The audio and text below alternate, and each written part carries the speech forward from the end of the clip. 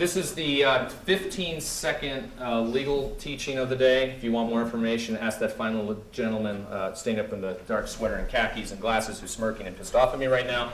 He knows everything. I think I saw a couple other lawyers walk in. They know some things too. I'm kidding. First of all, one of the things that you should think about is, do you want to incorporate, not LegalZoom.com, this isn't an AM radio commercial, but do you want to get some structure in place? There are huge advantages to getting structures in place as soon as you start bringing other people in, and whether they're partners or they're worker bees or what have you. You can get a lot of protection if something should go wrong. You can have them sign agreements that make sure everything they create for you belongs to the company, not them, which leads to bullet point number 2, which is the thing that tons of people screw up, is not getting your intellectual property in order. 2 of you decide after this this wonderful lecture, you're so inspired, you're going to go out and start a new company that sells kitty litter over the internet, or maybe something better, but that's what I came up with, kitty litter over the internet, and you start coding tonight, and you keep going, and then you call your friend in Chicago, and they're at Northwestern right now, and they're coding for one of their classes and get a special exemption for credit, and then you hire Tom Keller, who's working at Procter & Gamble. What's I don't know, what cat litter? It's Arm & Hammer. So he's working in the Arm & Hammer cat litter division. He says, oh, I know some of that. And he starts coding, and you start grabbing all these things together, and then you're done. What's wrong with that? A lot of people are claiming the IP. A lot of people are claiming the IP, right? Who's got claim the IP in my quick example?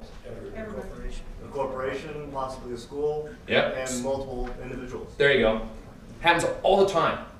Especially when you're starting a business, you are by definition cheap. You don't want to get this thing tied up. You start using interns at places. Just make sure, it's nothing wrong. I'm not saying don't hire interns. Definitely hire interns. But make sure that if they're getting credit for it, the school doesn't know what they're creating.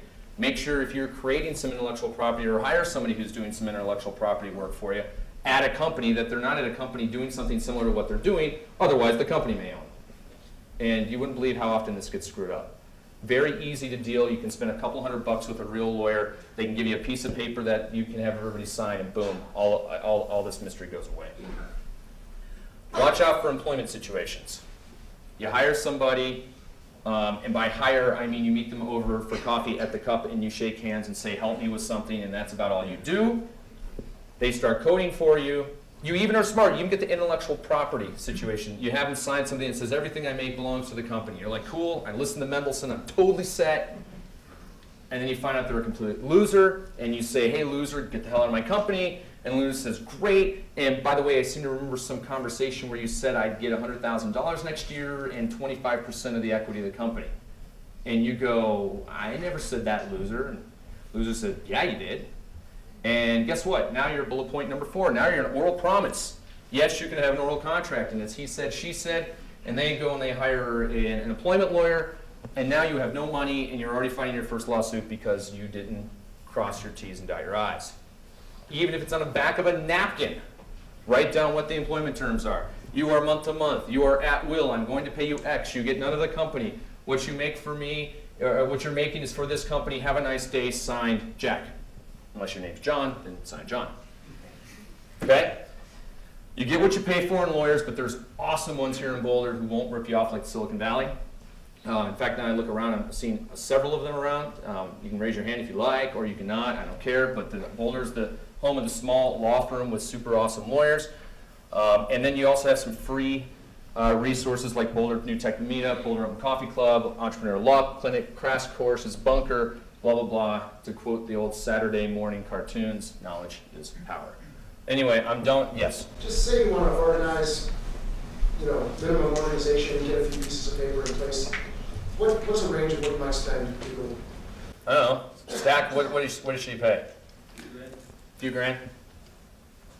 And he overcharges. He overbills everybody, so discount that by half, and you're totally set. Just kidding. I would have asked him if I didn't care.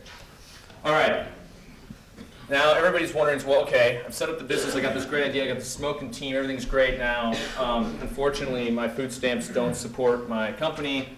How the hell do I get money? Now, first of all, I wouldn't assume that you need financing. There's a lot of companies, including in this room, who've gotten a hell of a far away without having to raise any money. So first of all, don't assume you're going to raise money. Just assume you're going to do everything right, create something of value. And if you really do, as crazy as it sounds, I truly believe the money will follow. Even here in little old Boulder, the good companies here seem to have, it's always a bitch to raise money, but it's not impossible and it can be done. And it can be done by getting money from outside of Boulder, as several of you will attest to. So the first question is to ask, do you need financing? The earlier you take money, the more greedy assholes like me are going to take of your company. Don't forget that. The cost of getting money from me is exponentially higher the earlier you are in your development, because I've got a lot more risk I'm dealing with because you're very, very early on in the process, and so I'm going to act more like a loan shark than an equity investor. Sorry, I hate to tell you. Angel investors versus VCs, one of the things to consider is, do you want to talk to some guy like me who stands up here and pretends like he knows it all and can't stop talking and thinking about himself? Maybe you should go get somebody who actually knows what they're doing, called an angel investor, which could be your mom, your dad, your brother, or any of the mentors sitting here in the room. They'll probably cut you a better deal for the money. They'll probably stay out of your hair more than a guy like me who's going to want to have monthly board meetings at least. On the other hand, they may or may not be as sophisticated investors and may not be able to help you through the hard times. I might not have started 15 companies, but I've seen 400 of them go under. So by negative inference, I know a lot of different ways you can fail, and maybe I can, VCs can help you because we've been around the block. But angels are great, and they will cut you a better deal normally. Other thing to keep in mind if you're starting a company is, do you need a business plan? What the hell is a business plan versus an executive summary? Real short, an executive summary is a summary. It's a short document, 3 to 5 pages. A business plan can be 70 or 80 pages. I think your executive summary is critical, massively, massively important. That is your paper elevator pitch. And when you're trying to network, or you're trying to find mentors, or you're trying to find money, or you're trying to do anything, most people, the first thing they're going to ask you for is an executive summary. So you better have a great paragraph that entices me, tells me what you're doing. You better hit me hard on what the problem is and how you're solving it, why the market's big, how you're going to make some money, why the team's compelling, and here's some thoughts on the future from us. It's not rocket science, but you can't spend too much time on your executive summary. The business plan, on the other hand, most professional investors, yeah, Chris? I was just wondering, from the standpoint of VCs, with money just starting to flow back into the market due to the recession, with IT, at what stage are companies likely getting funded now? Is it pre-revenue, post-revenue? I mean, what's most likely to get funded? So the question is, can anybody hear that, or do I need to restate it? Yeah. Got it? All right. So I'd argue that early stage stuff, the guy, the girl, and the business plan and the dog never stopped. It was the firms that do those types of deals. There's no better time to invest in those companies than when the market is bad. So that hasn't changed. What's starting to open up is the companies that are trying to get their third, fourth, fifth rounds of financing. That's starting to loosen up a bit. Still have a long way to go. But the early stage stuff, as far as capital that's going to be used for people sitting here trying to start a business, I don't think it was that bad in the recession, and I think it's still fine now. Is Foundry a group that invests in early stage with the dog? Yeah.